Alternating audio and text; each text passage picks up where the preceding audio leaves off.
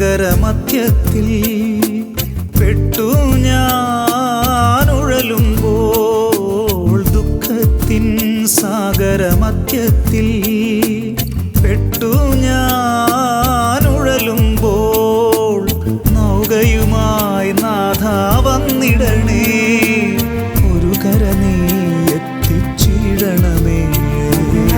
യേശുവേ യേശുവേ യേശുവേ യേശുവേ.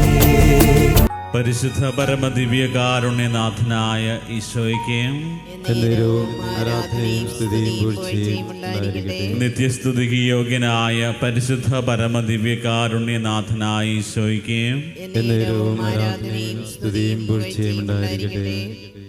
സ്നേഹമായി കാരുണ്യമായി അൾത്താരയിൽ നമ്മുടെ കൂടെയായിരിക്കുന്ന പരിശുദ്ധ പരമദിവ്യകാരുണ്യനാഥനായ ഈശോയ്ക്ക് ആരാധനയും സ്തുതിയും പുകഴ്ചയും ഉണ്ടായിരിക്കട്ടെ.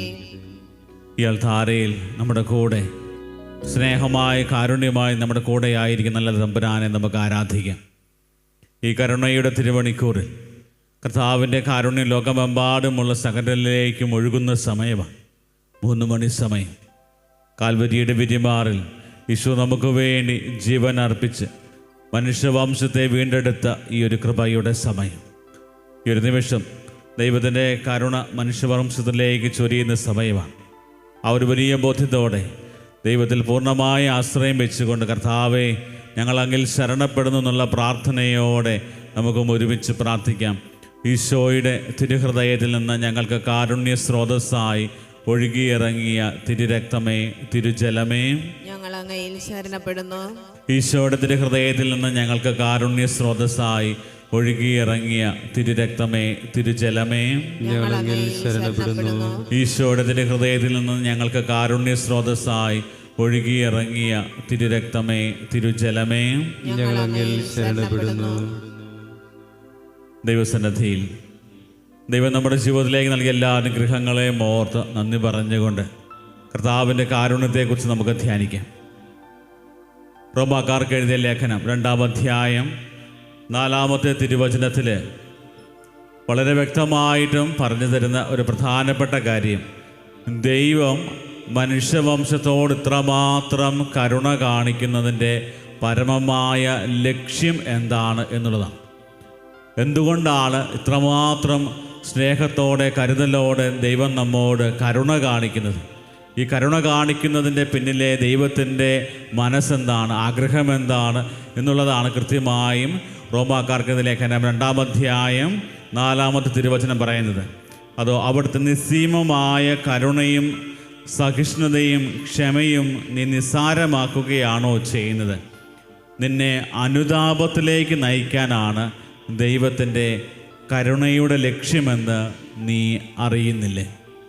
നിന്നെ അനുതാപത്തിലേക്ക് നയിക്കാനാണ് ദൈവത്തിൻ്റെ കരുണയുടെ ലക്ഷ്യമെന്ന് നീ അറിയുന്നില്ലേ? പ്രിയപ്പെട്ടവരെ, ദൈവത്തിൻ്റെ കരുണ നമ്മുടെ ജീവിതത്തിലേക്ക് ഇത്രമാത്രം ശക്തമായി നമ്മൾ ആഗ്രഹിക്കുന്നതിൻ്റെ പിന്നിലെ പ്രധാനപ്പെട്ട കാര്യം, നമ്മൾ യഥാർത്ഥ അനുതാപത്തോടെ വീണ്ടും ഈശോയെ മുറുകെ പിടിച്ച് ജീവിക്കുന്നവരായി മാറണമെന്നുള്ളതാണ്. നമ്മുടെ പാപ സാഹചര്യങ്ങൾ, നമ്മൾ കടന്നു പോകുന്ന ഓരോ സാഹചര്യങ്ങളെയും നമ്മുടെ പാപാവസ്ഥകളെയും എല്ലാം ദൈവത്തിൻ്റെ കരുണയുടെ കീഴിൽ കൊടുത്ത് കർത്താവെ കഴുകി വിശുദ്ധീകരിക്കണമേ എന്ന് പ്രാർത്ഥിക്കുന്ന സമയമാണ്. ഈശോയുടെ പീഡാനുഭവ സമയത്ത് ഈശോ കുരിശും വഹിച്ചുകൊണ്ട് കാൽവരിയിലേക്കുള്ള യാത്രയിൽ ഈശോയെ കണ്ടവരെല്ലാവരും മുഖം തിരിച്ച് കളഞ്ഞു എന്നാണ് പറഞ്ഞത്. കാരണം അത്രമാത്രം വൈകൃതമായി പോയി ഈശോയുടെ മുഖം. പ്രിയപ്പെട്ടവരെ, ഇന്ന് നമ്മൾ ഈ ഒരു വിഷയം ധ്യാനിക്കുമ്പോൾ നമ്മുടെ പാപാവസ്ഥകൾ ഈശോയെ അത്രമാത്രം വൈകൃതമാക്കുന്നുണ്ട്. പാപത്തിൻ്റെ ആ ഒരു വൈകൃതം നമ്മൾ മനസ്സിലാക്കണമെങ്കിൽ നമ്മൾ കുരിശിലേക്ക് നോക്കിക്കഴിഞ്ഞാൽ മനസ്സിലാകും. അത്രമാത്രം വൈകൃതമായ ഒരു മുഖമായി പോയി ഈശോയുടേത്. പ്രിയപ്പെട്ടവർ, ഇത്രമാത്രം വേദനകളും നൊമ്പരവും ഇത്രമാത്രം പീഡനങ്ങളും ഒക്കെ ശരീരത്തിൽ ഏറ്റെടുത്തത് നമ്മളോടുള്ള അനന്തമായ സ്നേഹത്തെ പ്രതിയാണ്. നമ്മളോട് ഇത്രമാത്രം സ്നേഹം കാണിച്ചതും നമ്മളോട് ഇത്രമാത്രം കരുണ കാണിച്ചതും നമ്മൾ യഥാർത്ഥ അനുതാപത്തിലേക്ക് തിരിച്ചു വന്ന് നമ്മൾ നശിച്ചു പോകാതെ നിത്യജീവൻ അവകാശമാക്കാനാണ്. ആ ഒരു വലിയ സത്യമാണ് ഈശോ നമ്മളെ വചനത്തിലൂടെ ഓർമ്മിപ്പിക്കുന്നതും പഠിപ്പിക്കുന്നത്.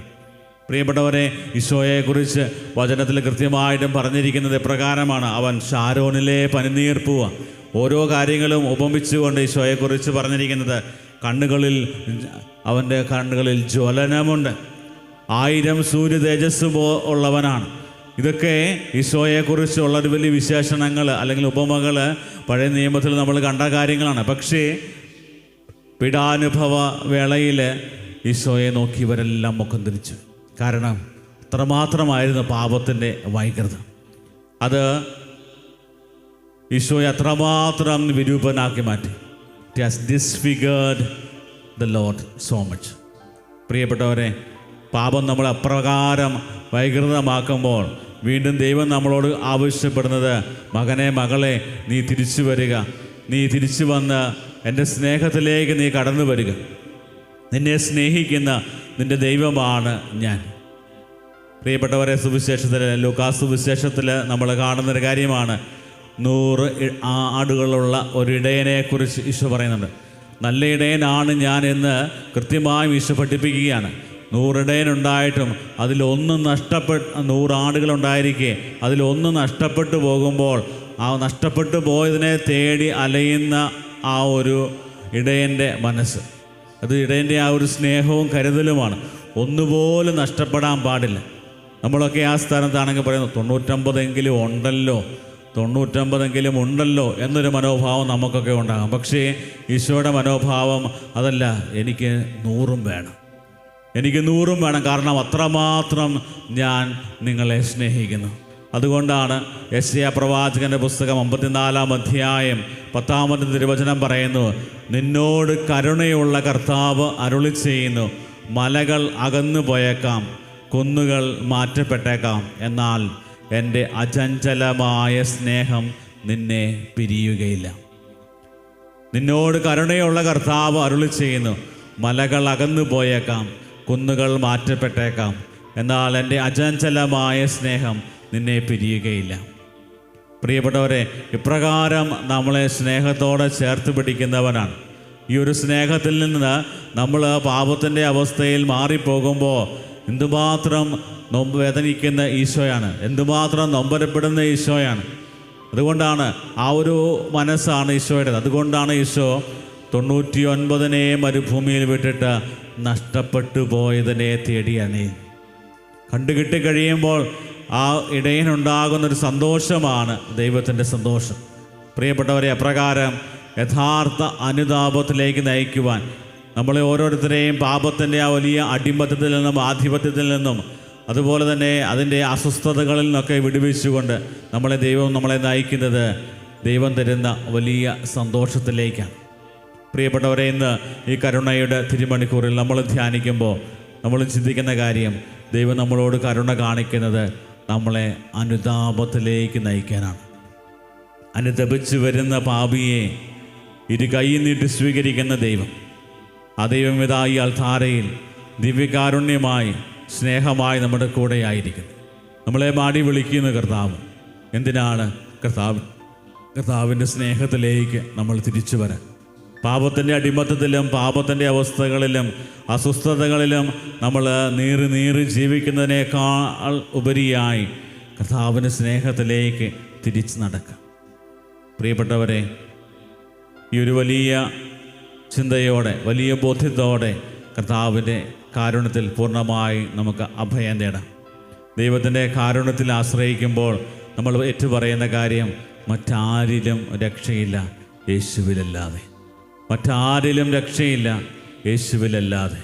ആ ഒരു വലിയ ചിന്തയാണ് പ്രധാനമായും കരുണയുടെ ഈ തിരുമണിക്കൂറിൽ കരുണയെക്കുറിച്ച് ദൈവത്തിൻ്റെ കരുണയെക്കുറിച്ച് നമ്മൾ ധ്യാനിക്കുമ്പോൾ ദൈവം നമുക്ക് ഓരോരുത്തർക്കും തരുന്ന ആ ഒരു വലിയ സന്ദേശം. ദൈവസന്നിധിയിൽ നമ്മുടെ എല്ലാ നിയോഗങ്ങളും പ്രാർത്ഥനകളും സമർപ്പിക്കാം. ദൈവത്തിൻ്റെ കാരുണ്യം നമ്മുടെ ജീവിതത്തിലേക്ക് ശക്തമായി നിറയുവാനായിട്ട് ആഗ്രഹിച്ച് പ്രാർത്ഥിക്കാം. 1 പത്രോസ് 5-ാം അധ്യായം 6-ാമത്തെ തിരുവചനത്തിലെ പ്രകാരം പറയുന്നു, ദൈവത്തിൻ്റെ ശക്തമായ കരത്തിന് കീഴിൽ നിങ്ങൾ താഴ്മയോടെ നിൽക്കുവിൻ, അവിടുന്ന് തക്ക സമയത്ത് നിങ്ങളെ ഉയർത്തിക്കൊള്ളും. നിങ്ങളുടെ ഉത്കണ്ഠകളെല്ലാം അവിടുത്തെ ഏൽപ്പിക്കുവാൻ. അവിടുന്ന് നിങ്ങളുടെ കാര്യത്തിൽ ശ്രദ്ധാലുവാണ്. നമ്മൾ ധ്യാനിച്ചതേ സന്ദേശം വീണ്ടും നമുക്ക് ദൈവം തരികയാണ്.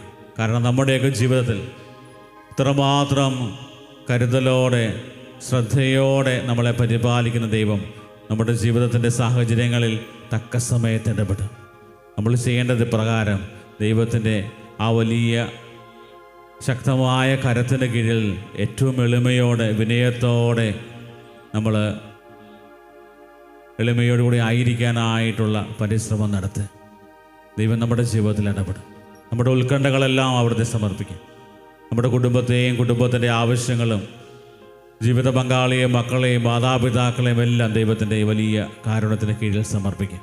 കർത്താവേ, ഞങ്ങളുടെ കുടുംബത്തിൽ നിൻ്റെ വലിയ ശാന്തിയും സമാധാനവും കരുണയും ഒക്കെ നിറയ്ക്കണമേ എന്ന് പ്രാർത്ഥിക്കുന്നു. ഞങ്ങളുടെ കുടുംബങ്ങൾ, ഞങ്ങളുടെ ഇടവക, ഞങ്ങളുടെ ആലയങ്ങൾ, ഞങ്ങളുടെ സമൂഹം, ഞങ്ങളുടെ രാഷ്ട്രം ഇതെല്ലാം കർത്താവേ നിൻ്റെ കരുണയാൽ പൊതിയപ്പെടട്ടെ എന്ന് പ്രത്യേകം പ്രാർത്ഥിക്കുന്നു. കർത്താവേ, രോഗികളായിട്ടുള്ളവരെയും ശാരീരിക മാനസികമായ കഷ്ടതകൾ അനുഭവിക്കുന്ന എല്ലാവരെയും നിൻ്റെ മുമ്പിൽ സമർപ്പിക്കുന്നു. ഞങ്ങളുടെയൊക്കെ പരിചയത്തിലും ഞങ്ങളുടെയൊക്കെ കുടുംബങ്ങളിലും ഞങ്ങളുടെ പ്രാർത്ഥനാ സഹായം ആവശ്യപ്പെട്ട എല്ലാ രോഗികളെയും കർത്താവേ നിൻ്റെ കരുണക്കടലിൽ ഞങ്ങൾ സമർപ്പിക്കുന്നു. കർത്താവേ, അവരെ ആശ്വസിപ്പിക്കണമേ. അവരുടെ ജീവിതത്തിലേക്ക് നൽകാവുന്ന വലിയ സ്വാതന്ത്ര്യം നൽകി അവരെ ആ രോഗാവസ്ഥയിൽ അവരെ ശക്തിപ്പെടുത്തണമേ, ബലപ്പെടുത്തണമേ എന്ന് പ്രാർത്ഥിക്കുന്നു. കർത്താവ്, ലോകമെമ്പാടുമുള്ള സകലരിലേക്കും നിൻ്റെ കരുണ ചൊരിയണമേ എന്ന് നിമിഷം പ്രാർത്ഥിക്കുന്നു. കർത്താവേ, പാപത്തിൻ്റെ വലിയ അടിമത്തത്തിലേക്ക് മനുഷ്യവംശം വീണുപോകാതെ നിൻ്റെ കാരുണ്യത്തിൽ ആശ്രയം വെച്ചുകൊണ്ട് കഠിന പാപങ്ങളുടെ മാനസാന്തരമൊക്കെ ഞങ്ങൾ നിൻ്റെ മുമ്പിൽ സമർപ്പിച്ചുകൊണ്ട് ഈ നിമിഷം പ്രാർത്ഥിക്കുന്നു. കർത്താവേ, എല്ലാവരും നിന്നെ അറിയുവാനും നീ നൽകിയിരിക്കുന്ന നിത്യജീവൻ അവകാശമാക്കുവാനും കർത്താവേ അവർക്ക് കൃപ നൽകണമേ എന്ന് പ്രാർത്ഥിക്കുന്നു. കർത്താവേ, ഈ ആരാധനയിൽ പങ്കെടുത്തുകൊണ്ട് പ്രാർത്ഥിക്കുന്നവരുടെ നിയോഗങ്ങൾ ഓൺലൈനിലൂടെ ഈ ലോകത്തിൻ്റെ വിവിധ ഭാഗങ്ങളിലിരുന്ന് ഈ ആരാധനയിൽ പങ്കെടുത്ത കർത്താവ് നിൻ്റെ കാരുണ്യത്തിന് വേണ്ടി യാചിക്കുന്നവരുടെ ആഗ്രഹങ്ങളും നിയോഗങ്ങളും കർത്താവെ അങ്ങ് സഫലീകരിക്കണമേ എന്ന് പ്രാർത്ഥിക്കുന്നു. എല്ലാ പ്രാർത്ഥനകളും ദൈവസന്നിധിയിൽ സമർപ്പിച്ച് കർത്താവിൽ ഞങ്ങളിൽ പൂർണ്ണമായി ആശ്രയിക്കുന്നു, ഞങ്ങളെങ്കിൽ ശരണപ്പെടുന്നു എന്നുള്ള പ്രാർത്ഥനയോടെ കർത്താവിൻ്റെ ആശീർവാദം നമുക്കിപ്പോൾ സ്വീകരിക്കാം.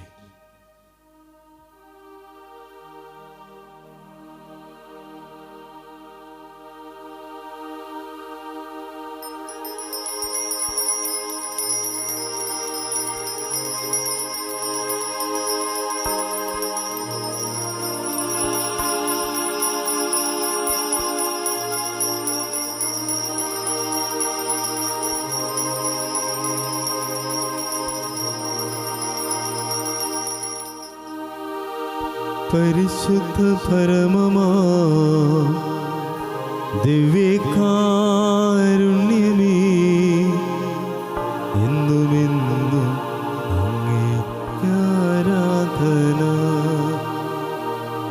പരിശുദ്ധ പരമമാ ദിവ്യകാരുണ്യമേ, എന്നുമെന്നും അങ്ങേക്ക് ആരാധന. പരിശുദ്ധ പരമമാ ദിവ്യകാരുണ്യമേ,